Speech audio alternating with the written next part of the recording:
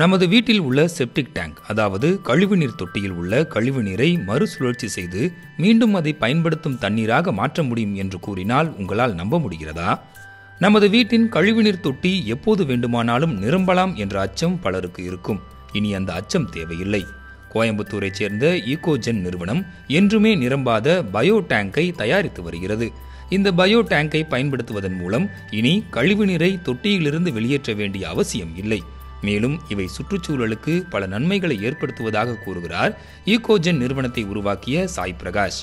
பல பேர் வாஸ்து பிரகாரம் வீடு கட்டுவாங்க. இந்த வீட்டோட வாயு மூலம் பக்கத்து வீட்டோட ஜல மூலியம் போகிற கழிவு இந்த போர் தண்ணியில் கலக்கிறதுக்கு சான்சஸ் அதிகமாக இருக்குது. அதனால் என்ன ஆகுறது, அந்த நிலத்தடி நீர் மற்றமாக சுகாதாரம் எல்லாம் போது மாசுபடுது. இப்போ இந்த மாதிரி நம்ம பயோசெப்டி டேங்க் போட்டோனாக்கா இங்கிருந்து வர்ற தண்ணி சுத்திகரிக்கப்பட்ட தண்ணியாக இருந்தனால ஃபர்தராக நம்ம பூமியில் அதை ஃபில்டர் ஆகிறதுனால இதனால் வர்ற நோய் கிருமிகள் அழிக்கப்படுகிறது.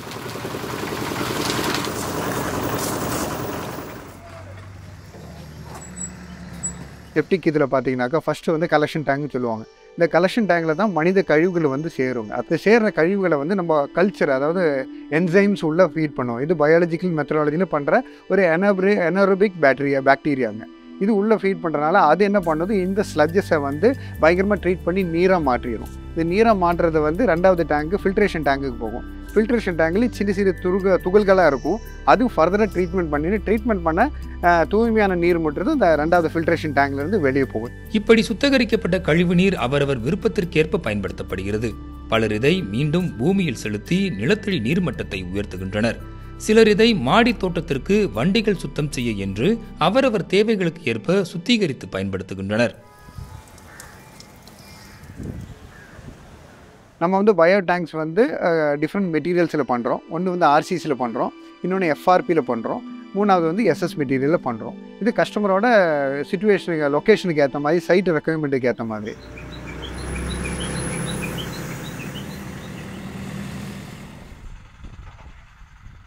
புது கஸ்டமர் கூப்பிட்டு கேட்கும்போது அவர்கிட்ட என்ன கேட்போம்னாக்கா, எந்த ஏரியா, அவர்கிட்ட என்ன பண்ணுவோம்னா, இப்போ லோக்கலில் இருந்தானாக்கா நம்ம சைட் விசிட் பண்ணுவோம். லோக்கலில் இல்லை வெளியூராக இருந்தானாக்கா அவர்கிட்ட சொல்லுவோம் அவரோட 2D டயக்ராம் எந்த ஏரியாவில் பண்ண போகிறோம், அதுக்கு ஒரு வீடியோ எடுத்து கேட்போம். இது எது கேட்குறோம்னாக்கா, அது எண்ட் ஆஃப் த டே அவங்க வீட்டில் எத்தனை பேர் யூஸ் பண்ணுறாங்க, எத்தனை பேர் இருப்பாங்க, எத்தனை பேர் ஒன்ஸ் இன் எ வைல், அதாவது அடிக்கடி வர விருந்தினர்கள் எப்பப்போ எவ்வளோ பேர் வருவாங்க, இதெல்லாம் கணக்கு எடுத்து தான் நம்ம டேங்க்ஸ் கொடுப்போம். நம்ம டேங்க் பார்த்தீங்கன்னா ஒரு டேங்க் பார்த்தீங்கன்னா 1000 லிட்டர் கெப்பாசிட்டிங்க. நம்ம எப்போவுமே எந்த ஒன்று பண்ணாலுமே நம்ம ஃபஸ்ட்டு திங்க் பண்ண வேண்டியது நேச்சர் பற்றி தான். ஸோ அந்த நேச்சர் தான் நமக்கு எல்லாமே கொடுக்குதுன்னும் போது நம்ம முடிஞ்ச வரைக்கும் அதை பொல்யூட் பண்ணாமல் இருக்கணும். ஆக்சுவலாக இப்போ என்னோடய ரெக்குயர்மெண்ட்டுக்கு பார்த்தீங்கன்னா, நான் வீட்டில் ஆவரேஜாக ஒரு 6 மெம்பர்ஸ் எங்கள் ஃபேமிலியில் இருப்போம். ஸோ அந்த ரேஞ்சுக்கு நான் கன்வென்ஷனல் செப்டி டேங்க்கில் நான் கோட் கேட்கும்போது அவங்க சொன்ன அந்த டைமென்ஷன்ஸ், அதோட மெட்டீரியல் காஸ்ட் பார்க்கும்போது ஃபஸ்ட்டு கன்ஸ்ட்ரக்ஷனுக்கே எனக்கு அரௌண்ட் 1,25,000 அந்த மாதிரி அப்ராக்சிமேட்டாக அந்த ரேஞ்சில் இருந்துச்சு. பட் இதில் பார்த்தீங்கன்னா எனக்கு ஆனதே 55,000 to 60,000 தான் ஆச்சு.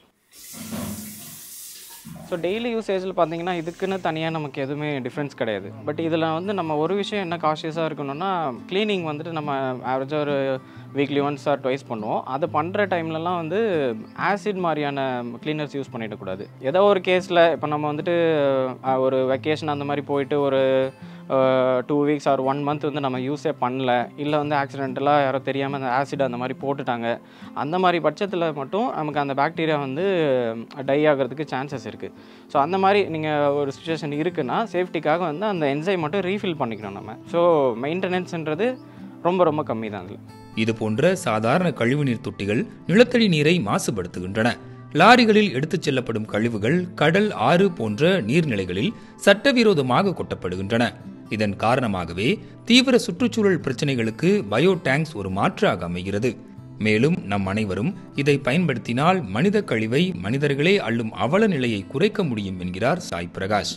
சுற்றுப்புற சூழ்நிலையை நம்ம மேம்படுத்துவதற்கு பயோ டேங்க்ஸ் ரொம்ப யூஸ்ஃபுல்லாக இருக்கும். உலகம் சுகாதாரம் அடையணுன்னாக்கா each and every individual has to think about that. இதே அவங்க கான்ட்ரிபியூட் பண்ணணும். எப்படின்னாக்கா அவங்க கட்டுற வீடும், அவங்களுக்கு தெரிஞ்சவங்க கட்டுற வீட்லேயும் பயோ டேங்க்ஸை இன்ஸ்டால் பண்ண சொல்லி ரெக்கமெண்ட் பண்ணுறதுனால அவங்க என்ன பண்ணுறாங்கனாக்கா, உலக சுகாதாரத்தை சீர்படுத்துவதற்கு அவங்க ஒரு கான்ட்ரிபியூஷன் பண்ணுறாங்க மாதிரி.